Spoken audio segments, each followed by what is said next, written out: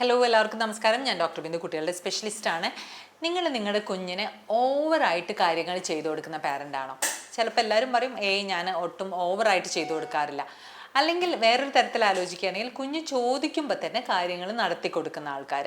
അതായത് കുഞ്ഞിനിപ്പോൾ എന്തെങ്കിലും ജ്യൂസ് വേണം, അങ്ങനെയാണെങ്കിൽ അപ്പം തന്നെ നിങ്ങൾ ജ്യൂസ് ഉണ്ടാക്കി കൊടുക്കുന്നു. അല്ലെങ്കിൽ കുഞ്ഞിന് അവിടെ നിന്ന് ഒരു ബുക്ക് വേണം, ആ ബുക്ക് അപ്പുറത്തുനിന്ന് വാങ്ങിക്കൊടുക്കുന്നു. അങ്ങനെയൊക്കെയുള്ള കുറച്ചുകൂടി കെയർ നമുക്ക് കിട്ടാത്ത കാര്യങ്ങളൊക്കെ എൻ്റെ കുഞ്ഞിന് കിട്ടണം എന്നുള്ള ആഗ്രഹത്തോടു കൂടി ചെയ്യുന്ന പാരൻ്റ് ആണെങ്കിൽ അത് ഒരു തരത്തിൽ കുഞ്ഞിനോട് നിങ്ങൾ ചെയ്യുന്ന ഒരു നല്ലൊരു പാരൻറ്റിങ് ടെക്നിക്ക് അല്ല.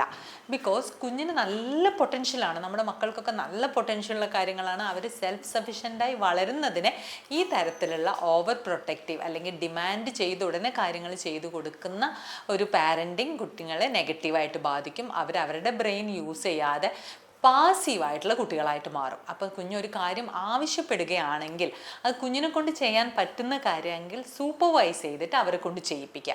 ആദ്യം അവരോട് ചെയ്യുക, ഇങ്ങനെ ഒരു ചാൻസ് വന്നാൽ മോൻ അല്ലെങ്കിൽ മോൾ എന്തായിരിക്കും ചെയ്യുക, അവരുടെ ബ്രെയിൻ വർക്ക് ചെയ്യട്ടെ. അവരതിന് കുറേ സൊല്യൂഷൻസ് കണ്ടെത്തും. അതിലെ സൊല്യൂഷൻസിനെ എങ്ങനെയാണ് ശരിയായ രീതിയിൽ, അവർ പറഞ്ഞ സൊല്യൂഷൻസിനെ എങ്ങനെ നമ്മൾ ശരിയായ രീതിയിൽ ഉപയോഗിക്കും എന്നുള്ളത് നിങ്ങൾ അവർക്ക് പറഞ്ഞു കൊടുക്കുക. ഇനി ഒരു കാര്യം ചെയ്യാമെന്ന് വിചാരിച്ചോ, അപ്പോൾ കാറ് കഴുകുന്ന കാര്യമാണെങ്കിൽ കുഞ്ഞിന് കാറ് കഴുകുന്ന പ്രായമാണെങ്കിൽ അവരെ കൊണ്ട് കഴുകിപ്പിക്കുക. എന്നിട്ട് നിങ്ങൾ അതിന് എന്തൊക്കെ ചെയ്യണം എന്നുള്ളത് പറഞ്ഞു കൊടുത്തിട്ടൊന്ന് സൂപ്പർവൈസ് ചെയ്യുക, അല്ലെങ്കിൽ കൂടെ നിന്ന് ചെയ്യുക. അല്ലാതെ കുഞ്ഞിൻ്റെ ഒരു സംഭവം തന്നെ കഴുകാനൊക്കെ നിങ്ങൾ കഴുകി കൊടുക്കുക, അല്ലെങ്കിൽ പാത്രങ്ങൾ നമ്മൾ കഴുകി കൊടുക്കുക, അങ്ങനത്തെയൊക്കെ കാര്യങ്ങൾ ചെയ്തു കൊടുക്കുമ്പോൾ അവരെ തന്നെ അത്രയും ഒരു ഉപയോഗമില്ലാത്ത ആൾക്കാരായി നമ്മൾ മാറ്റാണ് ചെയ്യുന്നത്. അപ്പോൾ അത് ഭാവിയിൽ അവരുടെ ഒരു പേഴ്സണൽ ലൈഫ് എത്തുമ്പോഴും അവരുടെ നെഗറ്റീവായിട്ട് വരും. എസ്പെഷ്യലി എക്സാംസിൻ്റെ ഒക്കെ സമയത്താവുമ്പോഴേ നിങ്ങൾ ചിലപ്പോൾ നോട്ട്സൊക്കെ എഴുതാനുണ്ടാവും, നിങ്ങൾ ഇരുന്ന് എഴുതി കൊടുക്കും. അപ്പോൾ അങ്ങനെ നമ്മൾ എത്ര കാലം കുഞ്ഞിനെ എഴുതി കൊടുക്കും? മടി പിടിച്ചോ അല്ലെങ്കിൽ പ്രത്യേകിച്ച് എന്തെങ്കിലും കാരണം കൊണ്ടോ കുഞ്ഞ് എഴുതാതിരുന്നതാണെങ്കിൽ അതിനുള്ള സമയം കൊടുത്ത് കുഞ്ഞിനെ കൊണ്ട് തന്നെ നമ്മൾ അത് എഴുതിപ്പിക്കണം. എന്നാലേ അതിന് കിട്ടുന്ന റിസൾട്ടിന് അവർക്കൊരു വാല്യൂ ഉണ്ടാവുള്ളൂ.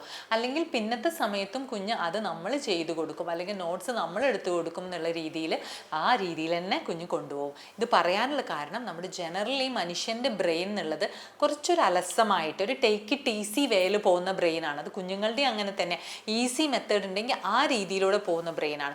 അപ്പോൾ എന്താ സംഭവിക്കുക? ഒരു വിചാരിക്കുന്ന ഗോളിലേക്ക് കുട്ടികൾക്ക് എത്തിപ്പെടാൻ പറ്റില്ല. വിചാരിച്ച ഗോളിലേക്ക് എത്തിപ്പെട്ടണമെങ്കിൽ നമ്മുടെ ബ്രെയിന് നമ്മുടെ കൂടെ കട്ടയ്ക്ക് നിൽക്കണം. അങ്ങനെ ആവുമ്പോൾ നമ്മൾ എന്ത് ചെയ്യണം? ബ്രെയിന് വർക്ക് ചെയ്യാനുള്ള ഓപ്പർച്യൂണിറ്റി കൊടുക്കണം. അപ്പം നിങ്ങളുടെ കുഞ്ഞുങ്ങളുടെ ബ്രെയിനും കുഞ്ഞുങ്ങളുടെ മസിൽസിനും കുഞ്ഞുങ്ങളുടെ എല്ലാ അവയവങ്ങൾക്കും സ്വയം വർക്ക് ചെയ്യാനുള്ള ഒരു ഓപ്പർച്യൂണിറ്റി നിങ്ങൾ ഉണ്ടാക്കി കൊടുക്കുക. അതിൻ്റെ കാര്യങ്ങളൊക്കെ പറഞ്ഞ് മനസ്സിലാക്കി കൊടുക്കുക എന്നുള്ളതാണ് ഒരു നല്ല പാരന്റ് ചെയ്യേണ്ടത്. വീഡിയോ നിങ്ങൾക്ക് ഉപകാരപ്രദമായെന്ന് വിശ്വസിക്കുന്നു. പുതിയ വീഡിയോ ആയിട്ട് വരുന്നവരെ ബൈ ആൻഡ് ടേക്ക് കെയർ.